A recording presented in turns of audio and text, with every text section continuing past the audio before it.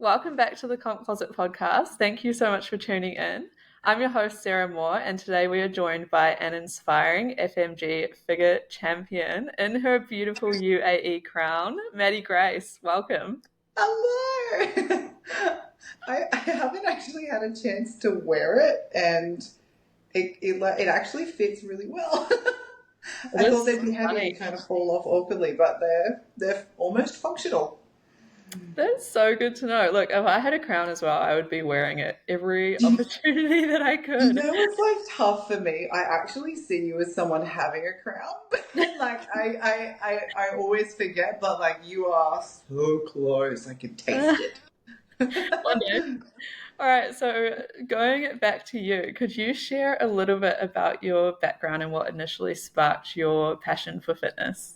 I have been on and off in the fitness industry for a long time, and I probably started the gym, I think I calculated it's like 8 years ago now.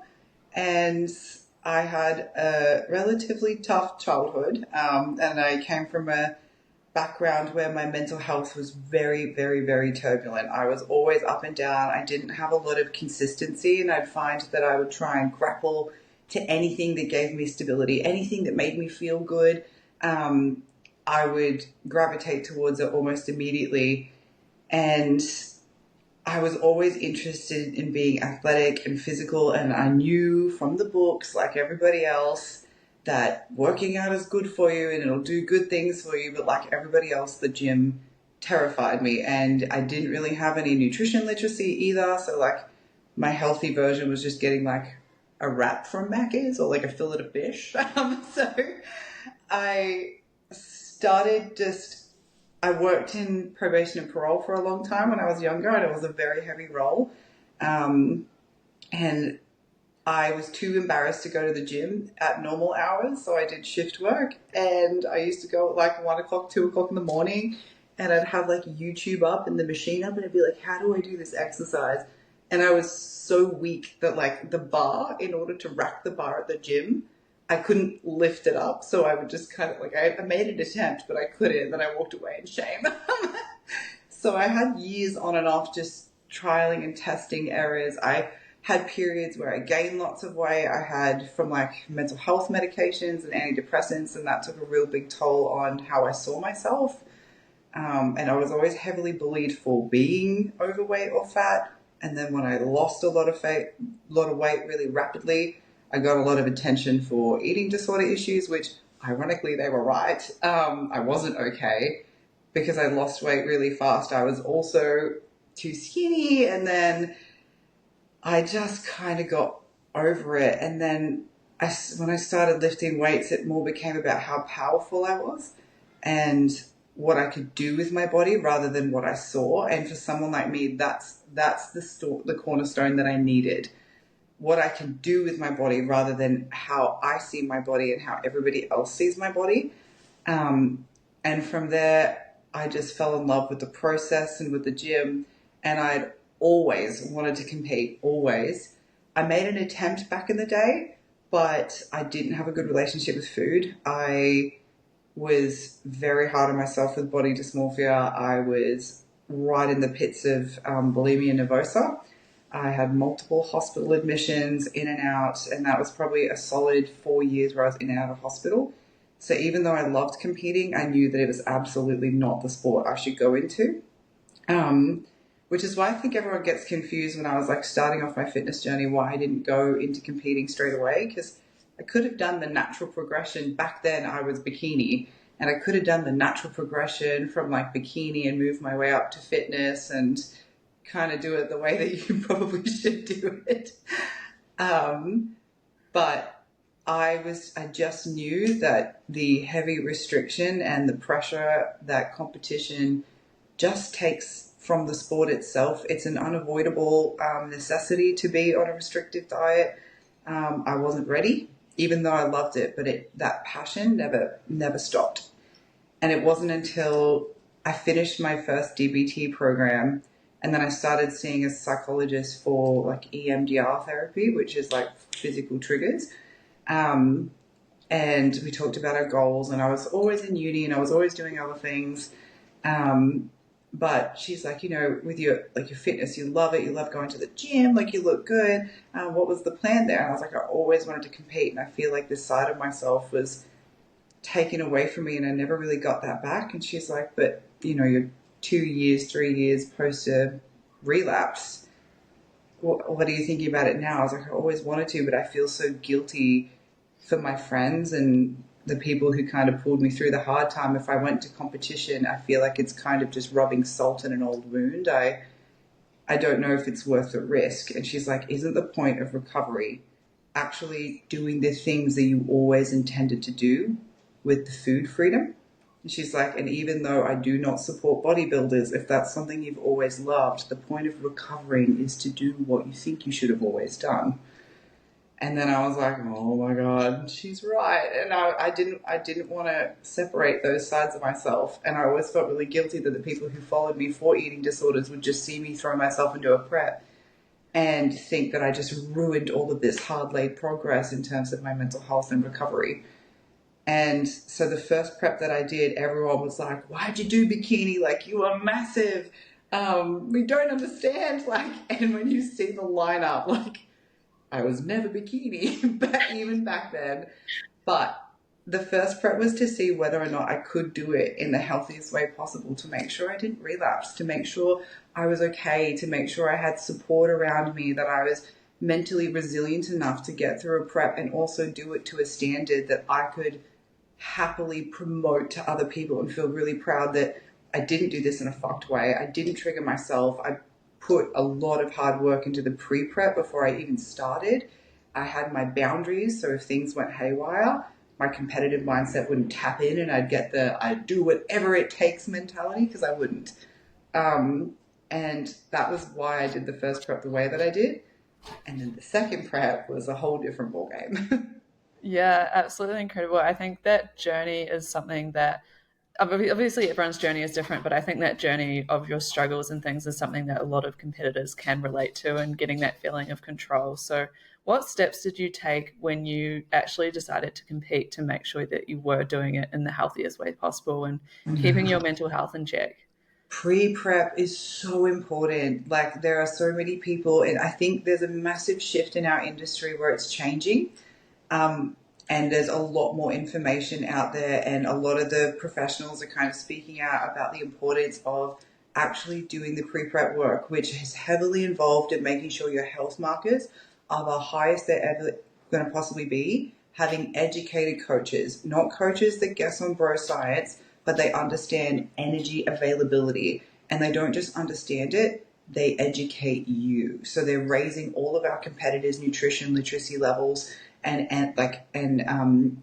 energy balances before you start depreciating it, which is so important. So if you work with a coach individually, everyone, like, in layman's terms for people watching, energy intake is the food that you have, and energy output is the exercise, daily steps, just your general functioning of the body, so your BMR.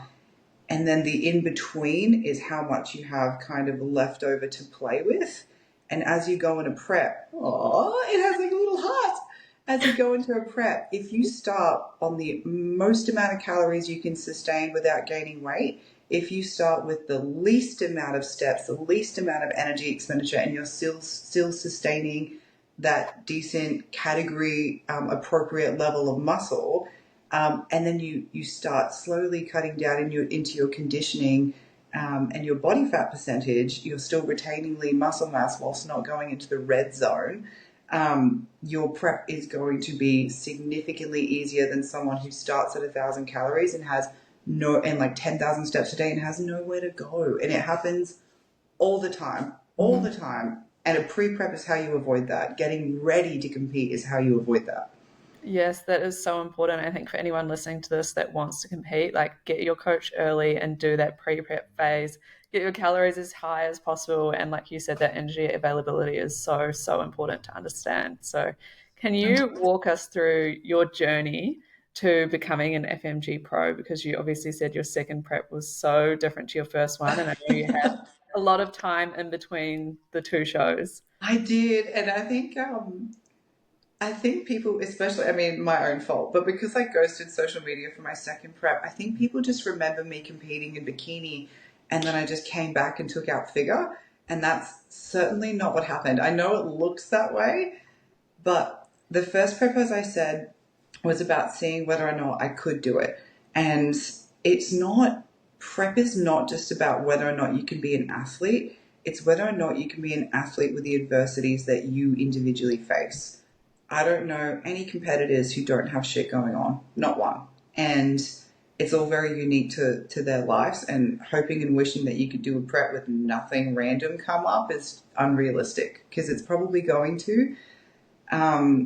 So the first prep, I decided to do it, but in amongst it, I always felt like my whole life I had this massive loss of control. Like nothing in my life was ever, I didn't have the ability to actually dictate where I wanted to go or what I wanted to do. Always felt like I had this kind of handbrake of life on where I would try and be pushing forward, but it was honestly my family circumstances that were holding me back. So the first prep, even though I like had the density to do fitness or wellness, I couldn't go as hard into conditioning as what that prep would have required me to, because I was in the middle of some heavy family stuff. And without any kind of warning, my family ended up in the news, and I was in the middle of this really brutal court battle with the AFP, which I've spoken about before, so it's not that anything that anybody doesn't know, but my dad was a child sex offender, and he was all over the news for having multiple victims, and I left New South Wales because I knew that, and he'd been arrested when I was in New South Wales, and I kind of flew out of the country straight away, and then COVID sent me back, and I was like, I'm not going back to New South Wales. And then it all followed me here to Queensland. I was kind of hoping to avoid it. So I had made the decision to do the prep, and then the police turned up on my doorstep, and all I could think to it's very easy for me and everybody to slip into victim mentalities, and keeping in mind that you'll hear this a lot where victim mentalities are vilified, but for the portion of the population who are actually victims, I want people to remember that it's okay to be in your victimhood for a while. You are a victim. So I kind of spent a bit of time doing that. But it was very woe is me because I just made this decision to do this big thing after recovering and spending so many years putting the work in to make sure I was ready to take the next big step. And then I was like, I don't know whether or not I should do this. But where I fail in family luck, I have the most incredible friends in the world. And one person in particular, I had met at a similar time. I'd only known for a couple of years, but she was there through everything, which was Amanda. She's also a coach. And she looked at me and she's like, Maddie, you were made to do this. And I don't want to see you hold yourself back anymore because of things you can't control. Just go for it. And whatever happens, happens. We'll do it. So we sat down together. She was a coach and I was like, I want you to coach me. I'm a coach myself, and all of the black and white things about deficiting, diet breaks, conditioning, I have that down pat. But when it comes to having a coach, when you are educated as a coach yourself, it's mental accountability and the fortitude and the strategy that you need. So we sat down and we spoke about the boundaries and what my history looks like, what some of my red flags would look like before I started prep, what my stress levels would be like, and how. So this is where personal accountability comes in. I sat down with my coach and I said, when I'm at the grind, I will be short. I will be bitchy, but I'm also manipulative. If I'm really, really struggling, I'm intelligent, and I could probably talk my way out of anything. If I think that I need to go lower for a period of time, I will sit there and I'll rationalize with you in an educated way why I think we need to go lower, even though I probably shouldn't. And I was like, look out for me. I'm a sneaky, when I'm not okay, I'm sneaky. And, we set the standard and we said, there's a finish line, let's go. And it was a tough prep. I was doing 6 subjects at uni. I'm an honours and scholarship student. I was working 3 jobs. The other job that I did was a paralegal in child sexual abuse at the time. And like the court case got deeper and deeper. And then unfortunately, we had to go through all these interviews. And then as things got really difficult, he was convicted. And then when so conviction and sentencing in Australia are separate. So after he was convicted, we were due for the sentencing. So I was going through prep and I was sitting on the Stairmaster, but I was also writing this massive victim impact statement, which to the courts is like my opportunity to say like my final words to Darren, like which is my father. And then the morning of court, he killed himself. And then we were just like, if it wasn't for my friends and the support, I don't think I ever would have made it on stage because they were just like, at times where I didn't believe in myself, they were like, you are made to do, like, you put in so much work to this, you deserve to be there. I was nowhere near as conditioned what I wanted to be, but that's why we went for bikini because I couldn't actually give it anymore. I could have given it, and like every competitor will go through this, right? If you had the most perfect lifestyle, some billionaire sugar daddy, right? And he just said, you do nothing but prep. For 12 months, you just wake up, eat, meals, cardio, gym, and then pose, and you just prep. Everyone, relatively, under those circumstances, would make it happen in some capacity. Mhm. It's all the little variables that each individual has in between. And that's why when some people are kind of like, oh, but they should have been leaner, like it's so easy to watch a competitor be on stage and be like, oh, they should have come in leaner or like they need more density in their glutes. I'm like, they probably couldn't. Like everyone usually gives it everything they possibly got before they get on stage. And it's Yeah. just a matter of circumstances on whether or not it happens to the degree you wanted it to. Yeah, exactly. And I think it's so common for people to face adversities during their prep, and like yours were exceptional adversities. I can't imagine how tough that must have been. So, what advice do you have for someone who is facing adversities in their personal life, whether it's during a prep or not? I kind of find it a little bit, I find a little bit hypocritical for me because I got to utilize prep as a means to make me feel in control again. So even though I don't think prep should be something that fixes your problems, and I don't want to promote that, but when you're going through exceptionally hard times, you've already made the commitment to yourself to make this achievement, following through with something and building the credibility that you are powerful, you are capable, you are more than those circumstances that you're facing. You have a whole other side to yourself that deserves to be nurtured and enjoyed, and testing your limits in a different space kept me sane. Like prep made me feel like I could be whoever I wanted to be and do whatever I wanted to do. Um, so I feel like a little bit hypocritical because it's actually the thing. It wasn't getting through prep that helped me. It was having a love for prep. And I think this comes down to the people's why. Your reason for competing needs to be more than a body transformation because if you are passionate, it will carry you through almost anything. Like, because the connection that you have when you need to follow through with this achievement is more than what I could describe to people. It's just this insatiable need to follow through. Yes, absolutely. I think defining that why before you decide to commit to a prep and Mm. before you decide to compete is so important because, like you said, it really does carry you through and it carries you through all the phases as well. Like you had a massive build phase in between your shows. Can you talk a little Yes. bit about how you made such big improvements for the show that you went pro in?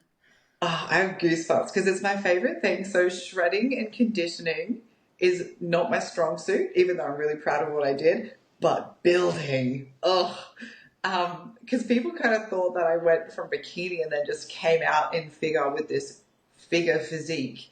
But what they didn't see, because I ghosted social media, rightly so, but is I had a 2 year off season.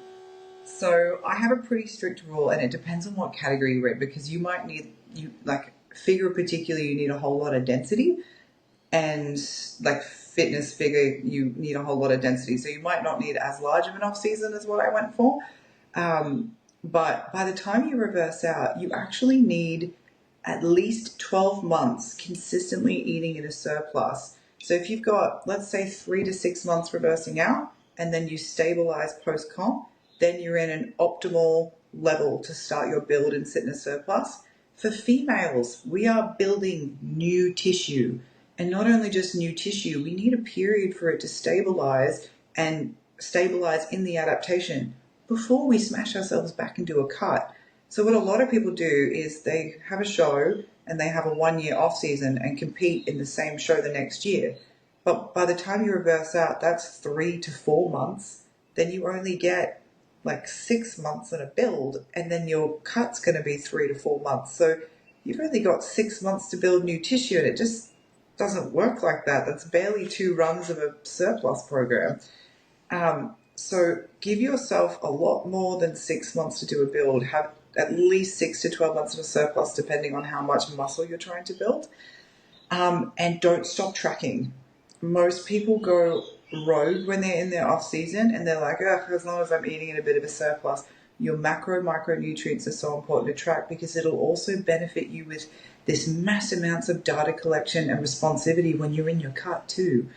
So if you're going to have this structured overload in your off season that's going to facilitate growth, keep it basic. In terms of your training, there's lots of incredible isolated movements, but even your training style, heavy compounds are the best for like progressive overload. Don't go crazy with like Stairmaster kickbacks and all these nuts things you see on Instagram. There's a reason why the best bodybuilders in the world, and we look to like our Olympian queens and all of the pros that I look up to. They do consistent movements over periods of time and increase their weight and their skill for a reason. You don't see them doing lots of fancy things with cables on a side angle upside down.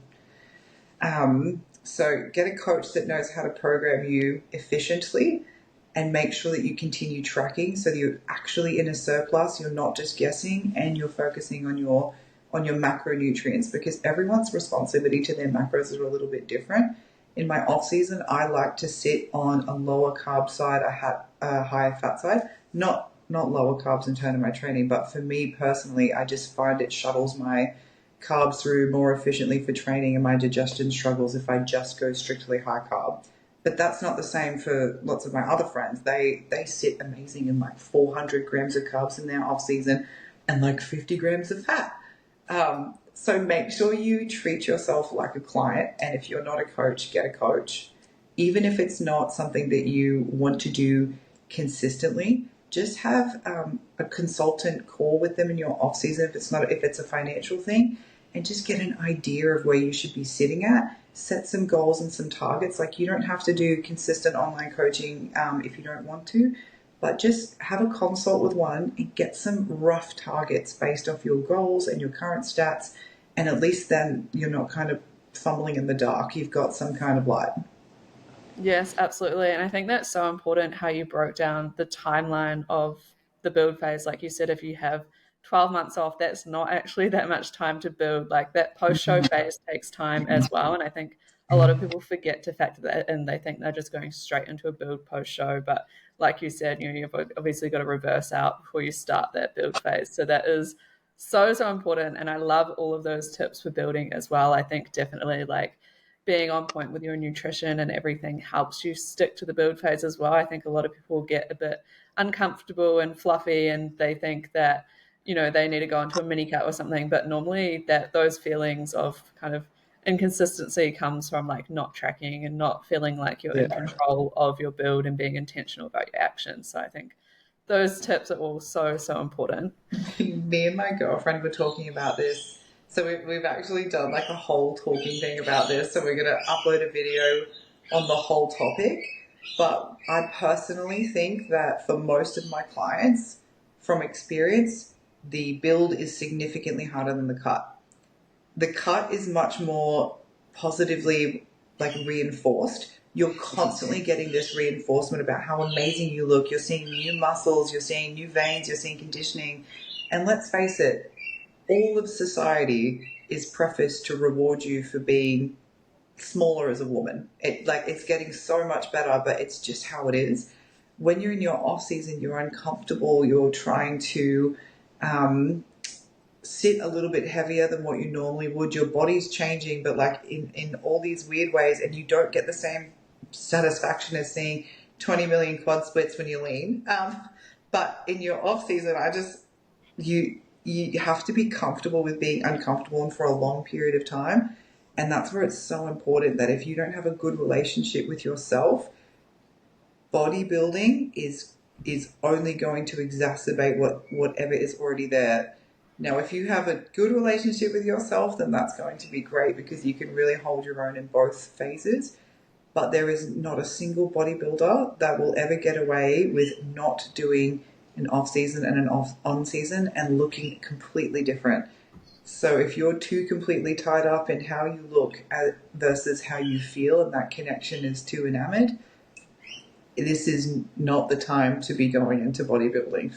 Fix that first, have a bit of a stable identity with yourself, and then move into proper hardcore bodybuilding because you don't look the same. You go 6 months looking totally different to what you did the last 6 months. Like even every time you reverse out, I don't know about you, but when you reverse out, is each of your reverse outs different the way you distribute your return with body fat? Yeah, it changes every time. It's Every time never I get consistent. like a new body type when I reverse out because I don't know where the fat's going to come back first.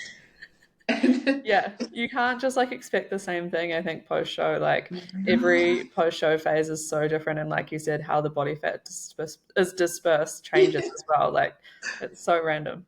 I wasn't as lean my first show, but my first show when I was reversing out, all of my body fat went to my ass, and I was like, yes, I love this. This is so good.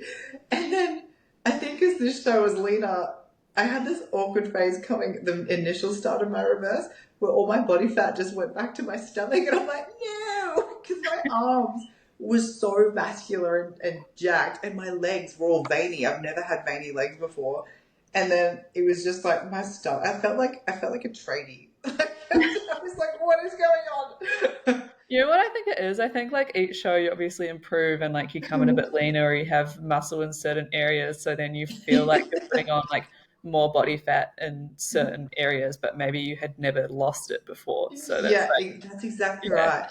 yeah, I feel I'm like that's what noticing it that it took me forever to get my legs lean. Like I had to work really hard on conditioning my legs because such a common area for most women. They're hard to come in. And now that I did it, the vascularity of my legs aren't going anywhere. And I'm like, all that time, like, nice. That's insane. So after your big build phase, how did it feel to go pro in the Gold Coast show? I was an emotional little mess. I was a stressed little mess. Because just before I went into that stage day, it didn't really. I enjoyed it more than anything, but I broke up with my long term partner like a couple of weeks out. He was not a good person, but I kind of changed a little bit how excited I was, but I was still level 100, where I feel like I would have been 110 if it wasn't for that. And the Gold Coast show was so overwhelming in terms of every single one of my competitors were fucking amazing. I could not have hoped for a better group of women, and I don't know because in my bikini lineup the first time I competed, everyone was amazing, but ironically enough, my first bikini lineup, I actually ended up making friends with Ash, who was competing in figure at the time. And it kind of felt like this is back in when we rebranded to this is before FMG, and it kind of felt very clicky, like I wasn't meant to. And I'd gone alone, like I wasn't meant to be there, and I was backstage. I ended up making friends with like the figure girl, go figure, ironically. And then this show, there was almost this automatic respect with every single one of the competitors in my category, because you cannot get that conditioned by accident. You can't get that muscle density by accident. It's almost like there is this automatic, you want every single one of them to win, and it shows in the way that we interacted with each other. Like, I was getting emotional at one point because one of the girls' preps was so difficult, and like everyone worked so fucking hard, and we just all wanted everyone to win. And I was getting emotional because I was like, shit, I knew that I got first call outs, and I was like, if I win, that's amazing. And I was kind of letting it sink in, but then I was like, that also means that she doesn't win, and that bothers me. Like, and then I was kind of hoping, like, nah, that like maybe everyone will get pro, like in the figure lineup. But it was amazing because I didn't expect figure, and I was actually gunning for fitness, which I feel like just being a bit delulu about my muscle mass is just a standard thing now. But coming back for my second show ever, jumping from bikini, I knew that I obviously wasn't going to go bikini again, but I actually still didn't think I was big enough for figure. And it was a last minute decision that we should enter figure based off how conditioned I was getting. And they were like, you need to do both categories. And I was like, all right, fine, here we go again. I won't make the same mistake. So then when I went on for fitness, so I have lots of injuries in my back and my glute med, and I have a torn glute med. So I've got bursitis, tendonitis, my L4 and my L3 are slipping. So 2 days before the show, I had an epidural into my back. So it was Oh my completely gosh. anesthetized because I just couldn't pose. I was in so much pain. I couldn't practice posing. Part of my leading up to show routine was do not pose, because it was causing me so much aggravation that I had to kind of just hope for the best and savor as much of my injury as I could, and just strategize around when is it worth the risk. So I did a couple posing classes, which was really good for nerves. So I would go hard in the posing classes, and then that would be it. So I didn't pose for like a month before I actually stepped on stage because it was too tough on my back. But I visualized it over and over and over and over again. And then when I got off for fitness, I didn't get first call out. And I was like, no, I fucked it. I was that delusional. I was like, my conditioning is shit. I screwed up this category. Like, I should have done better. And then Christos was on the side of the stage, and he's like, Maddie, you got to go on for figure. I'm like, I thought I messed up the whole category. And he's like, you have to go on. I'm like, my back is killing me, and I'm going to look stupid in figure. And he's like, you're really not. I just need you to trust me. You need to go on for figure. And I was like, all right. And then I went on for figure, and when you're on stage, it's like time doesn't move. You just have so much fun. And I was in a lot of pain, but I was having so much fun. And then we walked off with the biggest smile on our faces. And then intermission hit, and I kind of just sat there thinking about it. I was like, holy crap, I might actually do this. And then us girls waited until about 8 o'clock it was 9 or 10 actually, to go back on for the awards, and we're all in our bikinis, and we're all absolutely exhausted because we couldn't eat anything as we had to go back on in our bikinis. And I don't think it actually sunk in. And then they called it, and everything that I'd visualized over and over and over and over again, because it wasn't like just during the prep. The moment that I got off the bikini, I visualized it. I was coming back for a pro card, and I was coming back to win in the right category, and I knew I could do it. I just didn't know when. And then everything that I'd felt and just kind of hit me at once, and then I was just an absolute mess on stage, and all I could think walking up was, I'm such an ugly crier. Oh my gosh, that makes me so happy because you obviously went through so much to get there, and it's something that you really wanted and worked hard for. And then 6 days later, you won your crown in Dubai. Tell me about that and like what it meant to actually win your pro debut. Because everything happened so fast with the pro lineup, and I already knew I was going to Dubai, because that's why I was like, I was okay if I didn't. I was always going to be okay if I didn't win, because the people that I was up against, if they won, I can tell you right now, I genuinely would have been happy for them. it was such an incredible lineup. So I'd kind of already mentally prepared. If I didn't win, I have a chance to go do this in Dubai. I knew that I was doing back to back shows. So then when I actually went pro, there was this moment when I got home. And because I have a gastrointestinal illness, I couldn't actually go do the cookie thing. I couldn't like go eat stuff or have like a little break or have anything. And all I did was sit down and I got straight on social media and I was like, holy shit, I have to compete as a pro in figure. Like an actual pro lineup against the big girls. And I was like, I'm not ready for this. And Amanda's sitting there going, you are actually nuts. Like, you are ready for this. Like, you can do this. You're meant to be there. You deserve to be there. Um, like, let's go and see what we can do and like just have fun. So then we flew out and managed the usual prep nightmares. IBS is always an issue with conditioning, and I'm relatively proud of how we managed it, even though I still going against the world's conditioning. I've got a lot to be able to manage my gastrointestinal illness in terms of conditioning and triggers.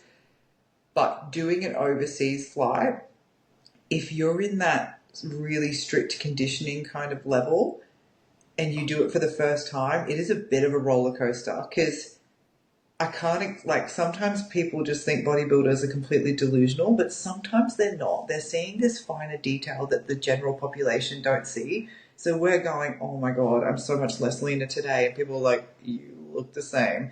But we're seeing detail and vascularity and striations and dryness that other people just would not notice. And when I, like, first flight trying to keep figure conditioning, the fluid was a lot from the stress and the flight, and it was a big 14-hour flight too. How did you go managing the fluid? Like, it was tough. Yeah, I mean, I obviously wasn't as conditioned as you because I was just doing bikini and bikini athletic. But yeah, there's obviously a bit that goes into it to manage the fluid retention, like, wearing your compression gear and moving Yeah. around and drinking and, all those things. So, what did you actually do to manage that fluid retention? Yes. So I spent $400 on compression suits. I was like, why are these so expensive? I got the proper medical grade like compression suit top, and then I got the pants and also the medical grade socks. It came to like $400. I'm like, damn, it's expensive. But Wow. it seemed to be worth it. But it was like making sure that I had a lot of fluid that day, no salt. I took my own meals on the plane as well. And obviously, with my coach Alicia, we had gone through and already made a plan of what I was going to eat in Dubai because I was very restricted and everything was going to trigger it. So I don't think a lot of people know this, but on the Gold Coast show, I was not carved up. So I went in to my Gold Coast show not depleted, but not full. So we knew that I was conditioned enough that I didn't have to go really hard, and doing back to back shows, I didn't want to go too hard with a carb load because for me, a proper carb load for my muscle mass is very risky because I could trigger my IBS very easily if it doesn't digest with the certain carbs that we're using, even quick release carbs. If I trigger my IBS, being full means nothing because now I'm inflamed and watery.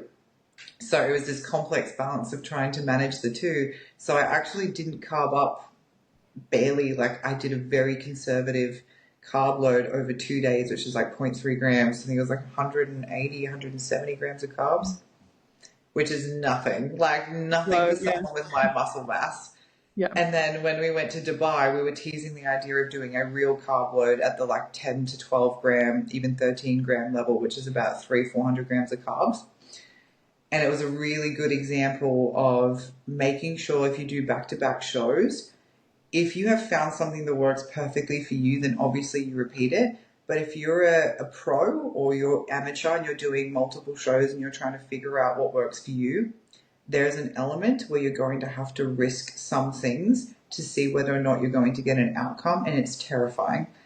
So I knew that I only had one competitor and she had 20 years worth of competing experience. So I'd already mentally accepted that if I didn't win the title, that was okay because this is my second time ever competing. So I thought now might be a good opportunity for me to explore how I look conditioned and trying to actually manage a carb load with my illnesses. So dates were my best friend in Dubai. I just sat there. Dates are so carb dense and tiny volume. So I just sat there having like 4 dates every hour, which is like 24 dates is like 25 grams of carbs. Oh It was wow. It's amazing. so good there as well. They're so good. So I just sat there smashing dates. And the other thing that I found my IBS works really well with was, weirdly enough, I carb loaded and prepped on acai bowls.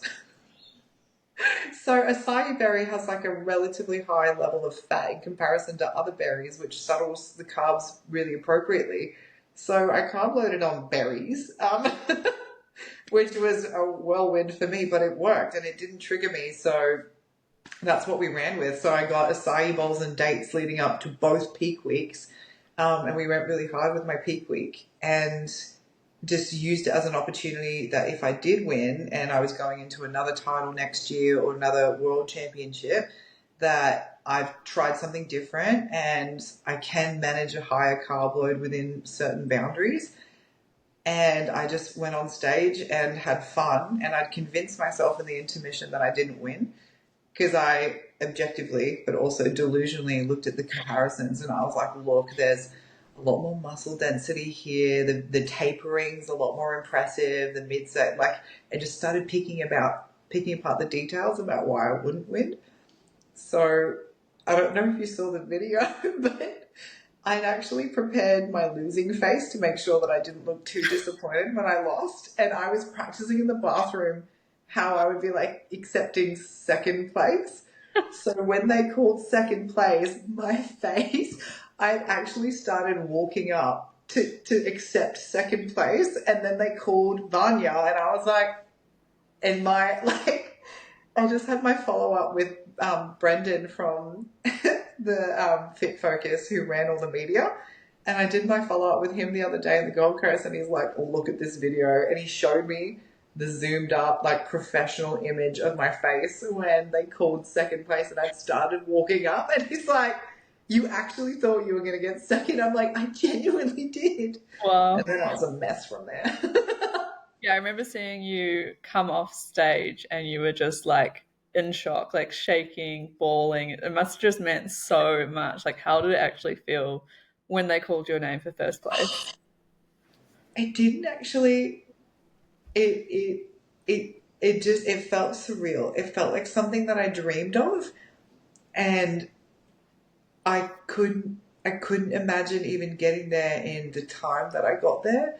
But all the times that I was like crying in pain trying to get the build happening, or force feeding myself protein even though I didn't want to, or the sacrifice, the money, the drama, the bloody funerals, the stress, the self deprivation, the fear, but the happiness and the work that I put into it to actually get there. Like, I can't tell you the amount of times I was at the gym and I would be lifting to the Vimeo video, like the video of like all the different shows, and I'd be at the gym and I'd be lifting, and I'm like, okay, like if I want to have these glutes show off this, like I need to push harder, I need to do more, and I visualized it so many times. I visualized what it would feel like winning, and then it happened, and it was like the dream kind of just became a memory, and it was everything I dreamed of and more. And to be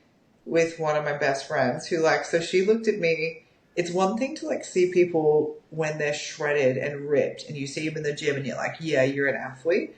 She met me. So when in my off season, I looked quite normal. And I think that's why people kind of get so surprised when I prep, because I'm never not going to look like a fit person, but I certainly don't look what I look like on stage in figure. Like, I'm a bit of a secret assassin when it comes to that. But she saw me in the most kind of normal stage of my life back in 2020, and she was like, "You're going to be a champion. Like, you have what it takes." And then when I got off stage, and she was like, there in Dubai, and she was like, "I knew you could do it." I'm like, "Oh my god." when people believe in you from like the start to finish, like they don't have to see, you don't need to build credibility with them. Like they just see something in you. And the same with Alicia. She's just like, you're going to take out a crown. You can do this. And even if it's not today, it'll be at some point you are going to do this. And then when people just kind of, yeah, they see something in you that sometimes you don't see in yourself. But I'm very grateful for the people I have around me. Yeah, that's so special and so important to have people around you that believe in you as well because, it Mm, sounds like throughout your journey you've had quite a few moments, even on show day, where you didn't quite believe in yourself or you had doubts or you're comparing your physique to others, but you always had someone to believe in you, which is, I think, super important. So what yeah. is next for you in this sport? Like, do you have any goals? Do you have shows Oh, lined up? the focus was mainly just I think I wasn't going to make any decisions about anything until I reverse out properly. So I'm pretty much reversed out now, but I transparently did not nail my reverse. Like I had this well laid plan, but I kind of had a feeling it would go a little bit AWOL because I went traveling in Dubai straight after. And then I knew as soon as I came back, I was going off for a 2 week trip for my 30th with all of my best friends for a surprise.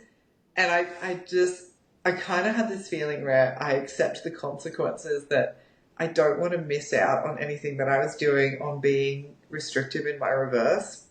So I didn't really reverse the way that I wanted to, but I accept that I made a choice and my choice was my 30th and here we are. So I'm still kind of reversing out now and waiting to make sure that I'm stable. I think the other thing that transparently being restrictive for that long, I'm very aware that mentally I have some mental things to work on before I make a decision about which prep I go into. I'm definitely doing worlds, but it just depends on which one. So if it's worlds next year, I have a refinement period to do. I need to build my lats, and I need to work on tapering my midsection correctly, like lots of vacuums, but also like just my rectus abdominis, calves, like just very small things. So for me, I don't need to do a massive off season. I have the density. It's just little things that I need to tweak in order to be absolute world standard because my ladies, my ladies in my category, they are no fucking joke, and they are going to come in with all of the conditioning, all of the work, like the absolute top tier standard. And I'm honored to be able to compete with them and against them.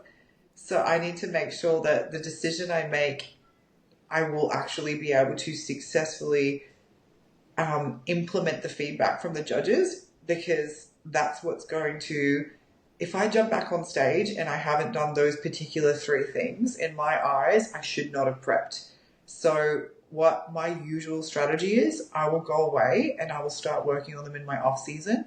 When I do like my check ins and my assessment of whether or not I've successfully done those particular three things that I'm working on, then I will make the decision on what show to go into because I don't want to put in all of the massive amount of energy that it is to be a competitor and go through a shred if I haven't done the work that I need to do to be absolute non-negotiable number one. So I've got things to work on, so I'm going to work on them and then I'm going to make the absolute decision once I nail my off season and the goals that I have in my off season, and then I'll decide on the show once I nail those goals. Yeah, I love that approach, and there's plenty of shows to choose from, and I'm I so excited to know. see which worlds you choose. I'm also excited to find out where Worlds is after the Gold Coast one, like where They, 2026 yeah. will be. If it's not like, I think there's a lot of pressure. I think for everybody in the Gold Coast right now, because there's a lot of pros who live on the Gold Coast. I certainly feel the pressure to do the Gold Coast show because it's local. It'd be such an amazing opportunity just to be able to do the Gold Coast show because it's our homegrown first ever one. It's going to be massive and exciting. But obviously, like, just because it's going to be an amazing show, prep is so much more than the day itself. There's a lot that goes into it. So it's a big decision, but I certainly feel a lot more pressure. I would love to do it. Whether or not I can is a different story, but I'm if it's not next year, it's definitely going to be 2026, no doubt. I don't know whether or not it's like I kind of get Mexico vibes. Like I feel like, or maybe they'll do the whole world's in Dubai. I don't know, but I can't wait for them to announce it because I definitely, after doing my first back to back shows, I will be doing a back to back show again, no doubt. Absolutely. It's so worth it. I wish that every competitor had the opportunity to do both shows because it you spend so much money on a show, you work so hard to be conditioned. It just tag on another show. Yes, it's a little bit more of a financial hit, but you're never going to be that conditioned for at least another year or 2 years. So it's just a good way to maximize it, and they've given you plenty of opportunity to pre-plan and get your finances sorted before you head into them. So I can't. It's going to be next year or 2026, either one. So exciting. I think FOMO is a big thing as well. That's like hard to deal with though. You know, you just want to do it's obviously great to do back to back shows and I completely support that. I think that's a great thing to do as well. I did that too. And it's actually cheaper than doing two shows really far apart because like all of your costs during 100%. the trip kind of disperse across the two shows rather than just one show, if that makes sense. Yeah, I was so stingy because I had a 2 year off season. I knew which show I was doing. It was no doubt going to be the Gold Coast in October. And I was really stingy with my prep because I had bought my dresses for Rego in Dubai. I had them 12 months ago. Like I had slowly already, I paid off all my photo shoots before we even got there. I reached out to my photographers, I made the booking, and I actually paid them all the way leading up. So by the time I got to comp, they were all paid. So it's like just a little budgeting thing. So whichever one I decide, I'll literally pretty much lock it in stone, reach out to photographers, start paying it off, reach out to my bikini designer, start working on it, start paying it off. Like it's manageable if you have plenty of time to prepare. Unless you're super rich, then we are envious of you. Yeah, absolutely. So, final question, which I feel like is quite relevant to you. For someone who might feel like they don't fit perfectly into their category that they've just competed in or they want to compete in, what advice would you offer for switching categories? My greatest advice is believe in yourself because I feel like when I've spoken to a lot of competitors about this and I've been asked about it a lot, it's the thought that they're going to look silly if they do take the leap, and it never happens. Do you know what's ironic? If you stay in the same category, you might look more silly. Cough me in bikini. So take take the chance on yourself and have a strategy for any outcome. Believe in yourself that you have the ability to jump in the lineup, and if someone gives you feedback, it's a blessing. If you're not perfect for the category yet, or maybe you need to go to another category, it is a blessing because it means you have room to work. Some people who go into the category and they're perfect for the category and they've been in that category for 10 years, they don't get to have the excitement of working towards something and knowing that you actually have to change in order to do this. But coming from a bikini competitor to now being a figure champion, the difference in my physique when I look at it and I go, I went away and I built this and I did this. I promise you, when you actually make the changes, it is better than being a big fish in a little pond. Go into the big pond and grow. Growth is such an opportunity and it's such a blessing.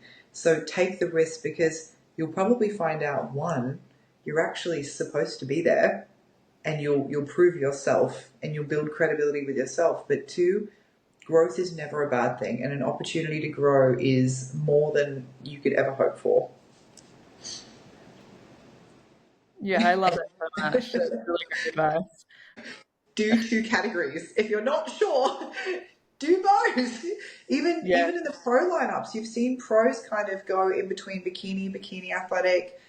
Some people are going from bikini into fitness or fitness and doubling into figure now. So the pros have the ability to grow in their category as well. So professionals and amateurs take the leap.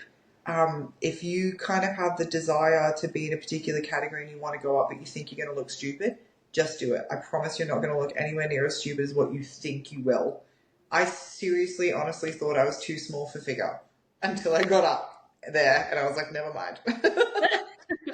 No, I I was love wrong. that. That's really great advice. So, where can people find you online to follow your journey, find out which worlds you're going to do, and also inquire about coaching?